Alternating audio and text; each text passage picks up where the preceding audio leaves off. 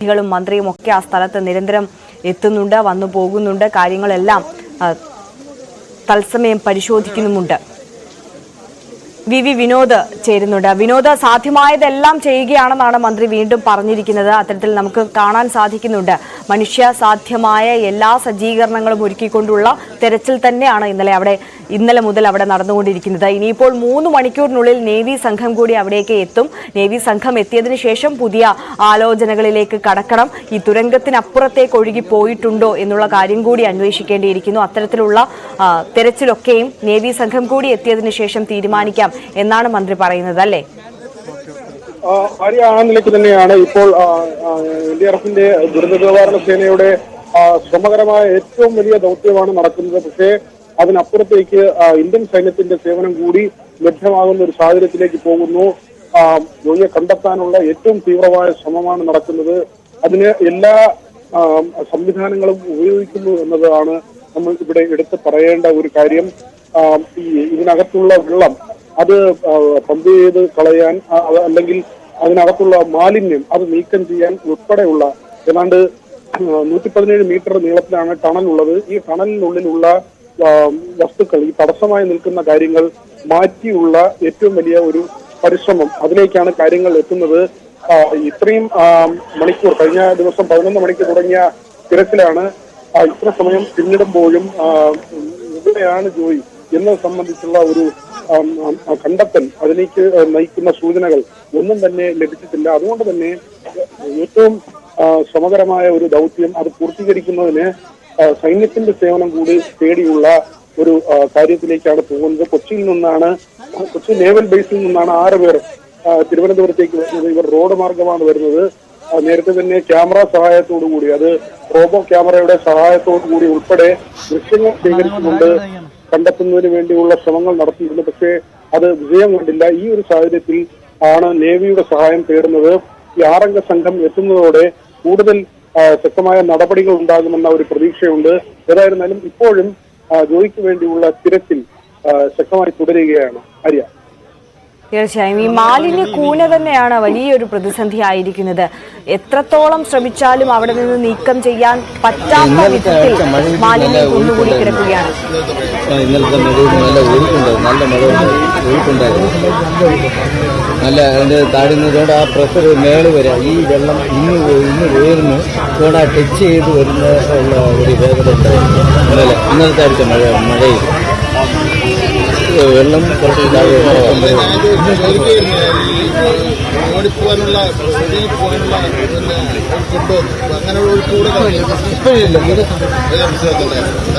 നല്ല മഴ വരും. ഇന്നലത്തെ മഴയിൽ നല്ല വെള്ളം നല്ല സ്പീഡ് ഉണ്ടായിരുന്നു. ഇപ്പോഴും വെള്ളം വളരെ കുറവാണ്. കാരണം എല്ലാ മാലിന്യങ്ങളും കുറച്ച് നേരത്തെ ഇന്നലെ ഭയങ്കര വെള്ളം ചാടായിരുന്നു. മന്ത്രി വി ശിവൻകുട്ടിയും മേയർ ആര്യ രാജേന്ദ്രനും ഇപ്പോൾ അവിടെ ഉള്ളവരോട്, അധികൃതരോട് തന്നെ ഈ രക്ഷാദൗത്യവുമായൊക്കെ ബന്ധപ്പെട്ടിട്ടുള്ള ആളുകളോട് അവിടുത്തെ സ്ഥിതിഗതികൾ മനസ്സിലാക്കുകയായിരുന്നു. ഏത് വിധത്തിൽ അവിടുത്തെ മാലിന്യങ്ങൾ നീക്കം ചെയ്ത് ഈ ജോയിക്കായുള്ള തെരച്ചിൽ കൂടുതൽ സുഗമമാക്കാം എന്നുള്ള ആലോചനയിലാണ് ഇപ്പോൾ അധികൃതർ എല്ലാവരും ഉള്ളത്. എന്തായാലും നാവികസേന കൂടി എത്തുകയാണ്. നേരത്തെ മന്ത്രി സൂചിപ്പിച്ചതുപോലെ തന്നെ 3 മണിക്കൂറിനുള്ളിൽ നാവികസേന അവിടേക്ക് എത്തിച്ചേരും. വിനോദ് സൂചിപ്പിച്ചതുപോലെ തന്നെ അവർ കൊച്ചിയിൽ നിന്ന് തിരുവനന്തപുരത്തേക്കാണ് എത്തുന്നത്, റോഡ് മാർഗമാണ് എത്തുന്നത്. അവർ എത്തിയതിനു ശേഷം മറ്റ് ആലോചനകളിലേക്ക് കടക്കാം. മറ്റൊരു പ്ലാൻ ബിയിലേക്ക് പോകണമോ, ഏത് തരത്തിൽ ഇനി രക്ഷാപ്രവർത്തനം മുന്നോട്ട് കൊണ്ടുപോകണം എന്നിവയൊക്കെ നാവികസേന കൂടി വന്നതിന് ശേഷം ആലോചിക്കാം എന്നുള്ളതാണ് മന്ത്രി നേരത്തെ അറിയിച്ചിട്ടുള്ളത്. വി വിനോദ് തുടരുന്നുണ്ട്. വിനോദ്, നേരത്തെ നമ്മൾ പറഞ്ഞു വന്നതുപോലെ തന്നെ ഈ എത്ര എടുത്താലും തീരാത്ത അത്ര മാലിന്യ കൂനയാണ് അവിടെ ഉള്ളത്. അത് മാറ്റി ഈ തെരച്ചിൽ മുന്നോട്ട് കൊണ്ടുപോകുക എന്നുള്ളത് ഏറെ ദുസ്സഹമായ കാര്യമാണ്.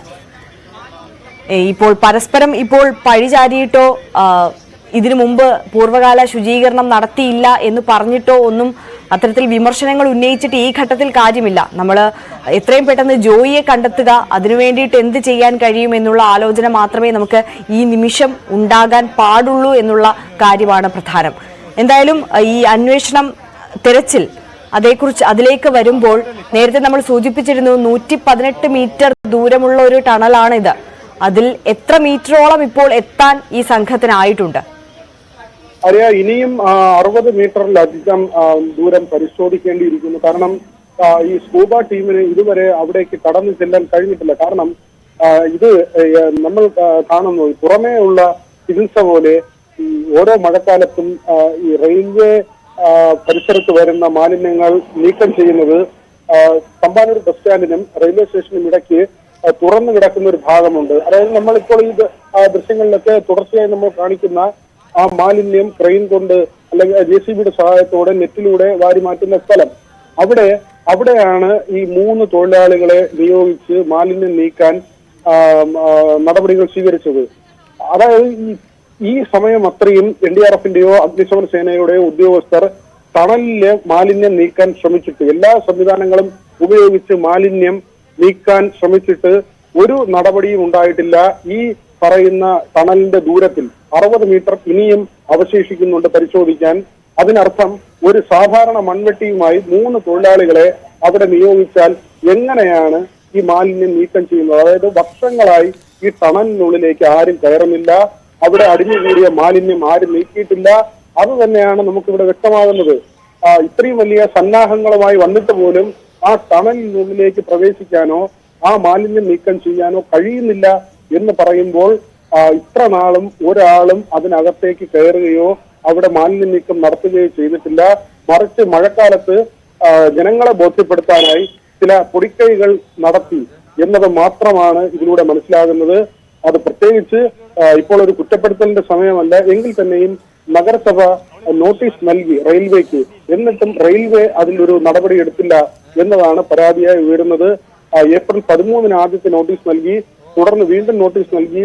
മാലിന്യം നീക്കം ചെയ്യാത്തതിനെ തുടർന്ന് പിഴ ഈടാക്കുമെന്ന വിവരവും കൈമാറി. എന്നിട്ടും റെയിൽവേയുടെ ഭാഗത്തു നിന്ന് കാര്യമായ നടപടി ഉണ്ടായില്ല എന്നത് മാത്രമല്ല, ഏറ്റവും ഒടുവിൽ 3 സാധാരണ തൊഴിലാളികളെ ഉപയോഗിച്ച് ഈ മാലിന്യം നീക്കം ചെയ്യുന്നതിന് അവിടെ ചുമതലപ്പെടുത്തുകയാണ് ചെയ്തത്. അങ്ങനെയെങ്കിൽ ഈ ടണലിനുള്ളിലെ മാലിന്യം ഇത്ര വലിയ സന്നാഹം ശ്രമിച്ചിട്ട് എന്തുകൊണ്ട് മാറ്റാൻ കഴിയുന്നില്ല? അതായത് പതിറ്റാണ്ടുകളായി ഈ ടണലിനുള്ളിലേക്ക് ശുചീകരണ പ്രവർത്തനങ്ങൾ എത്തിയില്ല എന്നത് തന്നെയാണ് ഇതിലെ ഏറ്റവും പ്രധാനപ്പെട്ട കാര്യം. ഒരു മനുഷ്യനെ കാണാതായിരിക്കുന്നു. ആ ജീവന് വേണ്ടിയുള്ള തിരച്ചിൽ നടത്തുമ്പോൾ തമ്പാനൂരിലെ വെള്ളക്കെട്ട് ഉൾപ്പെടെയുള്ള കാര്യങ്ങൾ നമ്മൾ ചർച്ച ചെയ്യേണ്ടതുണ്ട്. ഈ മാലിന്യങ്ങൾ അടിഞ്ഞു നിൽക്കുന്നത് കൊണ്ട് തന്നെയാണ് ആമയിഴഞ്ചാൻ തോട്ടിലൂടെ വെള്ളം ഒഴുകി പോകാത്തത്. ഒരു മഴ പെയ്താൽ, 1 മണിക്കൂർ മഴ പെയ്താൽ എന്തുകൊണ്ട് തമ്പാനൂർ വെള്ളക്കെട്ടിലാകുന്നു എന്നതിന്റെ ഉത്തരമാണ് നമുക്ക് ഇപ്പോൾ കാണാൻ കഴിയുന്നത്. ആര്യ.